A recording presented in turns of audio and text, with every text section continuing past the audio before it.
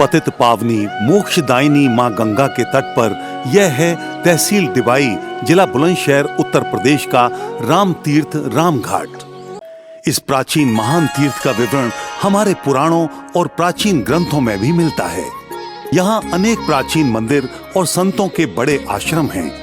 उड़िया बाबा का आश्रम, घड़े वाले बाबा का आश्रम, मौनी बाबा का आश्रम, स्वामी पूर्णानंद जी का आश्रम और ऐसे ही लगभग 21 प्राचीन आश्रम यहाँ हैं, जिनमें महान संतों ने तपस्या की और आज भी अनेक संत साधनारत हैं। बनखंडेश्वर, चामुंडा माता, सिद्धवरी और गोवर वाले हनुमान जी अति प्राचीन मंदिर हैं और सिद्धपीठ भी हैं। नरसिंह भगवान का मंदिर भी काफी प्राचीन है और इस मंदिर की भी बड़ी मान्यता है। यह है उड़िया बाबा का विशाल आश्रम। यहाँ अनेकों महान संतों ने कठोर तपस्या की। इस समय हम रामघाट के उड़िया बाबा के आश्रम में हैं। ये एक विशाल आश्रम है जहाँ संतों ने तपस्या की है। इसके पूर्व प्रबंधक श्री गोपाल जी मेरे साथ हैं और हम उनसे बात करेंगे इस आश्रम के बारे में। यह श्री उड़िया बाबा महाराज जी का एक बहुत विशाल आश्रम है। श्री उड़िया बाबा महाराज जी ने यहाँ आकर के जंगलों में, यहाँ पहले घोर जंगल था और यहाँ जंगलों में रह कर के घोर तपस्या की। महाराज जी ने अपने भोजन में यहाँ पत्तों का भी संग्रहण किया है, पत्तों का भोजन किया है। महाराज जी ने गंगा स्नान करने जाते थे, प्रातकालीन जल लेकर आगे और गड्ढों में छुप जाते थे। कई वर्षों के बाद लोगों को ज्ञात हुआ कि यहाँ श्री महाराज जी हैं। इसी प्रकार के उड़िया आश्रम से लगभग 4 आश्रम और हैं जो श्री उड़िया बाबा महाराज जी के ही सानिध्य में आते हैं। और यहाँ आप देख रहे हैं, ये संतों की कुटियाँ बनी हुई हैं चारों तरफ। यहाँ संत निवास करते हैं और इनके लिए बिल्कुल निःशुल्क यहाँ भोजन, रहने की व्यवस्था आज जो भी है सारी व्यवस्था इनके लिए उपलब्ध कराई जाती है और उसके बाद में भगवान की आराधना करते हैं। और किन किन संतों ने यहाँ पर उड़िया आश्रम में तपस्या की है? जी, यहाँ स्वामी श्री उड़िया बाबा महाराज जी के सानिध्य में उनके स्वामी अखंडानंद जी और श्री मौनी बाबा भी उनके शिष्य रहे और अन्य भी बहुत से संत हुए हैं और उन्होंने भी निरंतर यहाँ तपस्या की है। और इसी परंपरा में जो आज उसी के वंश में जो आज रामघाट में महामंडलेश्वर के पद पर जो विराजमान हैं श्री 1008 श्री सुरेंद्रानंद गिरी जी महाराज, वो उन्हीं की वंश परंपरा के अनुकूली हैं और वो भी उसी वंश की परंपरा को लगातार निरंतरता से निभा रहे हैं। बनखंडेश्वर सिद्धपीठ में द्वापर युग से पूर्व बलराम जी ने स्वयं भगवान शिव और पार्वती जी की शिवलिंग की स्थापना की। भगवान बलराम जी ने द्वापर युग में स्थापना किए थे। 5500 वर्ष हो गए हैं। यह समाधि जीवित समाधि है, जो जीवित ही यहाँ पर समाहित है ये। और प्राचीन समय से ही हम लोग एकाएँ यहाँ पर ही, हमारे पूर्वज जो हैं पहले पीढ़ी से पीढ़ी यहाँ की पूजा अर्चना हम लोग ही कर रहे हैं। यहाँ की शिवरात्रि पर लाखों श्रद्धालु गंगा जल से बनखंडेश्वर पर अभिषेक करते हैं। शिव भक्तों की यहाँ अटूट श्रद्धा है। शिव भक्त यहाँ से कांवड़ में अन्य स्थानों पर अभिषेक करने के लिए गंगा जल भरकर ले जाते हैं। प्राचीन आश्रमों के अतिरिक्त गुरुकुल परंपरा के नए वैदिक आश्रम भी यहाँ निर्मित हो रहे हैं, जैसे गंगा के तट पर बना ये गंगा धाम आश्रम, जिसमें एक संस्कृत माध्यमिक विद्यालय है और गौशाला भी है।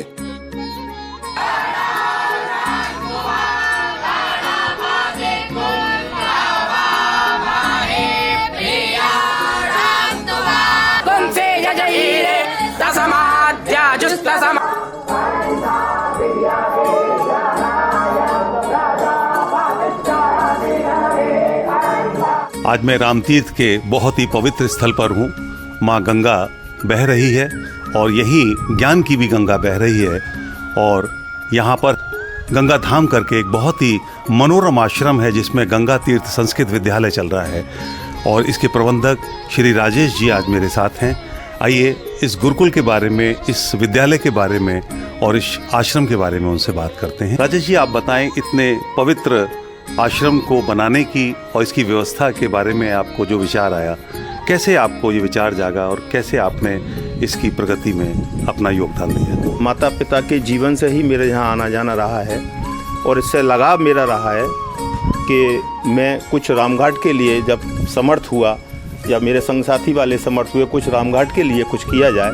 कि मैं बांके बिहारी, मेरे छोटे भाई राम कुमार आर विश्व हिंदू परिषद से बिलोंग करते हैं। ये लगभग 20 साल से मुझसे जुड़े हुए हैं। और एक हमारे महाराज जी हैं जो 15 साल से हमारे यहाँ जुड़े हुए हैं, 20 साल से, जो आज महामंडलेश्वर हैं, निरंजनी अखाड़े से है। वो भी एक गौरव की बात है इस रामघाट के लिए, पूरे क्षेत्र के लिए, जो एक विभूति इस क्षेत्र के लिए दी। तो रामघाट में यहाँ की जगह जो यहाँ के निवासी हैं उन्होंने यहाँ दान में दी।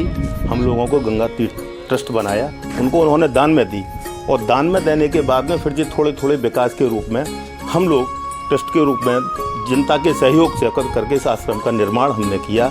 लेकिन इसकी हम कल्पना ये कर रहे हैं कि यहाँ एक यूनिवर्सिटी स्थापित हो। योजना हमारी बड़ी है, सहयोग से, सरकार सहयोग करे, हम सहयोग करें, जनता सहयोग करे, सब लोग सहयोग करें। अपना जो संस्कृत माध्यमिक विद्यालय है, इसमें जो विद्यार्थी हैं, अध्ययनरत हैं, वो किस तरह की शिक्षा ग्रहण कर रहे हैं? क्या लौकिक या कि वेदांत की कर रहे हैं? अभी तो शिक्षा हम वेद की दे रहे हैं। अगर बच्चा केवल संस्कृति पढ़ेगा, थोड़ी चीज़ें पढ़ेगा, केवल उसी, तो वहाँ तो एक सीमित साधन है। लेकिन उसको अंग्रेजी का भी ज्ञान होना चाहिए, उसको हिंदी का भी ज्ञान होना चाहिए, उसको संस्कृत का भी ज्ञान होना चाहिए, और मूल रूप से संस्कार का भी ज्ञान रहना चाहिए। राजेश जी, स्वामी महामंडलेश्वर जी का इसमें, इस आश्रम में निवास माना जाए या प्रवास माना जाए, आप क्या कहेंगे? निवास है या प्रवास? अभी तो महाराज जी का जो निवास ही है, महाराज जी का जो परमानेंट निवास भी रहेगा। अभी तो यहाँ से हम स्थान थोड़ी गुरुकुल का शुरू कर रहे हैं। बाकी हमारा 10-12 बीघा, 15 बीघा अगर गवर्नमेंट के थ्रू अगर हमें मिल जाए तो बहुत बेहतर रहेगा। हमारे कुछ रहेगा तो वो बनाने का विचार है। जीवनदायिनी पवित्र पावनी माँ गंगा के प्रति यहाँ आने वाले श्रद्धालुओं में अटूट श्रद्धा है। माताएं बहनें गंगा जल का आचमन करती हैं, उसे शिरोधार्य करती हैं। अब हम बात करेंगे पुराने पुरोहित जो रामघाट में हैं, रामकिशोर शर्मा जी। बहुत समय से गंगा घाट पर विराजित हैं और गंगा का हर रूप उन्होंने देखा है। आइए बात करते हैं गंगा माँ की प्राचीनता की, यहाँ की महत्ता की और यहाँ के घाटों के बारे में। महाराज जी, आप बताएं कि यहाँ पर ये एक ही घाट क्यों है? देखिए, ये क्षेत्र जो अब तक रहा है सरकार की निगाह से उपेक्षित रहा है। और ये जो इस समय आप घाट बने हुए देख रहे हैं, ये जन सहयोग से बने हैं। और जन सहयोग से जितनी राशि इकट्ठी हो पाई, उससे जितना बन पाया उतना विकास हुआ। हम ये चाहते हैं कि हमारी ये तीर्थ की धरोहर, जिसे राम तीर्थ के नाम से पुराणों में जाना जाता है, गर्ग जी की लिखी हुई गर्ग संहिता के अंदर बिल्कुल स्पष्ट रूप से आया है। उन्होंने लिखा, हरिद्वारान सतगुणम पुण्यम, हरिद्वार से 100 गुना पुण्य जो है प्राप्त होता है यहाँ पे तीर्थ स्नान में, कार्तिक पूर्णिमा के समय पे। अगर एक बार कार्तिक पूर्णिमा को हरिद्वार में नहाया जाए, उससे 1000 गुना पुण्य जो है राम तीर्थ में स्नान से प्राप्त होता है। इसका वर्णन देखिए, देवी पुराण में दिया है, उसमें स्पष्ट लिखा है राम तीर्थ के विषय में और परमा देवी के विषय में। यही आगे जाकर के हमने 18 पुराणों में ये देखा कि कई पुराणों में राम तीर्थ का वर्णन आया जी। पद्म पुराण में षष्ठी खंड में 11वें अध्याय में और 15वें अध्याय में, 19वें अध्याय में, इन अध्यायों में बड़ा अच्छा वर्णन दिया है। शिवरात्रि आदि पर यहाँ लाखों की संख्या में श्रद्धालु आते हैं, तो ये जितना घाट है हमारा, थोड़ा ही घाट है। ये घाट अपर्याप्त है जी। इस घाट के बनने से थोड़ी सुविधा तो हुई है, लेकिन अपर्याप्त है। इतना अपर्याप्त है कि ये 10वां अंश भी जो है पूरा नहीं करता। ऐसे में श्रद्धालुओं की और जो धार्मिक आस्था लेके आते हैं उनकी दुर्घटना के भी संभावना भी होती है। रामघाट के विकास में बहुत कमी रही। देखिए, पहले रामघाट में एक पुल है, तो उस पुल पे पहले कई बार घटनाएं हो चुकी हैं जी। और उसमें आदमी लोग जो है जल में गिर गए, बहुत सी घटनाएं हुई। तो आप इसमें किस तरह के विकास की आकांक्षा करते हैं? सर्वप्रथम तो हमारे गंगा स्नान करने के लिए जो यात्री लोग आते हैं, उनकी सुविधा नहीं है जी। उनके न ठहरने की कोई सुविधा है और न घाटों का पर्याप्त इंतजाम है। हमारे घाटों का विकास होना चाहिए, ठहरने की व्यवस्थाएं होना चाहिए। और मैं सभी से निवेदन करता हूं, सरकार से निवेदन करता हूं कि वो इस क्षेत्र में ध्यान दें, राम तीर्थ की तरफ ध्यान दें। ये हमारी पौराणिक तीर्थ है और भारतीय संस्कृति की धरोहर है। इसकी सुरक्षा करना हम सभी का कर्तव्य है। जन्म से मरण तक माँ गंगा हमारे संस्कारों में रहती हैं। ये परिवार भी माँ गंगा का आशीर्वाद लेने आया है। कस्बे के दूषित पानी और वर्षा के पानी के निकास का यहाँ कोई भी समुचित प्रबंध नहीं है। सारा दूषित पानी गंगा के तट पर इसी नाले में आता है। इस पावन राम तीर्थ रामघाट के गंगा के किनारे यहाँ काफी पानी का भराव है और काफी चौड़ाई में भी पानी है, जलकुंभी है और ये दूषित पानी यहाँ के वातावरण को दूषित कर रहा है। इस बारे में हमने यहाँ कस्बे के निवासी हैं, उनसे बात की। आप बताइए ये पानी कहाँ का है? ये इतना गंदा पानी है? इसका गांव का ही पानी है, ये दूषित पानी है और बरसात में तो बहुत स्थिति ज़्यादा ख़राब हो जाती है। उस टाइम भी स्थिति ज़्यादा ख़राब है। तो ये पानी आगे कहाँ जाता है? आगे सब थोड़ी आगे जाके गंगा जी में बिलो हो जाता है। गंगा जी के अंदर जाता है। इसका कोई इलाज या ट्रीटमेंट टाइप का? ट्रीटमेंट प्लांट इसका लगना चाहिए। पानी शोधित होकर गंगा जी में पड़े तो अच्छा है। इधर और भी कहीं जा सकता है क्या? नहीं, नहर में भी जा सकता है। नहर भी है, वहाँ भी जा सकता है। तो आप चाहते हैं कि यहाँ कोई ऐसा ट्रीटमेंट प्लांट लगे जिससे ये दूषित पानी गंगा जी के अंदर ना जाए, उसको अपवित्र ना जी। दूर दूर से प्रतिदिन बड़ी संख्या में शव यहाँ गंगा किनारे दाह संस्कार के लिए लाए जाते हैं। ये घाट है मुक्तिदायिनी पतित पावनी गंगा का। मैं यहाँ पर हूँ राम तीर्थ के राम घाट के गंगा घाट पर और यहाँ पर शवों का अंतिम संस्कार करना बहुत ही पुण्यशाली और मुक्तिदायक माना जाता है। लेकिन यहाँ जैसी व्यवस्था है खुले में शवदाह करने की, यहाँ एक कर्मचारी है, मैं आइए इनसे बात करते हैं। आप यहाँ के कर्मचारी? हाँ जी सर। क्या करते हैं आप? यहाँ पर साफ सफाई करता हूँ। क्या कोई सुधार किया आपको? सुधार क्या किया साहब? यहाँ पर रहेगा दुनिया भर का नरक हो रहा है। ये बहुत बहुत दूर की डेड बॉडी आती है, यहाँ पर छिपने की जगह नहीं है, बैठने की जगह नहीं है। कहाँ से आती हैं डेड बॉडी? मथुरा है, ये और क्या अलीगढ़ है, अतरौली है, हाथरस है, सादाबाद है, मुरसान है, बहुत बहुत दूर की डेड बॉडी आती है सर यहाँ पर। तो यहाँ पे अर्थी के जो अवशेष बचते हैं, जो अर्थी बचती हैं, उनका क्या करते हैं? कहाँ? सब इसे संकल्प कर देते हैं, उनको साफ सफाई आग फाग लगा देते हैं, उसमें क्या करा जाएगा साहब? तो इसमें आप चाहते हैं कि कोई शेड बन जाए जिसमें बारिश में इन लोगों को जो भी बाहर की डेड बॉडी आती है उनको सुविधा हो जाएगा तो अच्छी बात रहेगी। ये परेशानी नहीं काट रहे ये लोग बारिश में और वैसे दिक्कत आती है सब जलने में भी और बैठने वालों को भी डेड बॉडी में आग लगा देते हैं। बारिश आ जाती है सर पर, फिर डेड बॉडी भी ऐसी कैसी रह जाती है यहाँ पर और वो छिपने तक को जगह नहीं है सर यहाँ पर। चलिए, आप यहाँ सेवक हैं? हाँ जी सर। गंगा के तट पर मिट्टी का भारी मात्रा में कटान एक बड़ी समस्या है। तटबंधन के लिए घाटों का निर्माण या अन्य कोई कारगर और उचित उपाय यहाँ अभी तक नहीं हुआ है। गंगा किनारे के अनेकों पुराने और बड़े वृक्ष मिट्टी के इस कटान के कारण जल में समाहित होते जा रहे हैं। कस्बे के आबादी वाले इलाके और गंगा नदी के बीच का स्थान काफी संकरा होता चला जा रहा है। वर्षा काल में तो ये और अधिक असुरक्षित हो जाता है। राम तीर्थ रामघाट का समुचित विकास न होने से यहाँ की जनता में रोष है। अति प्राचीन राम मंदिर के पूरी तरह तोड़ दिए जाने पर वे उसी जगह नए राम मंदिर के निर्माण की मांग कर रहे हैं। जय श्री राम।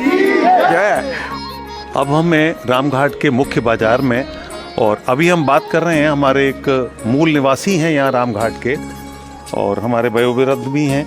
मैं आपसे जानना चाहता हूँ कि रामघाट में जो इसका महत्व है उस हिसाब से विकास हुआ या नहीं हुआ? ना, उस हिसाब से नहीं हुआ सर जी विकास इसका। क्या विकास होने चाहिए? और विकास यही है कि यहाँ अच्छी सड़कें हो, घाट का निर्माण जनता ने करा दिया लेकिन सरकार ने नहीं कराया।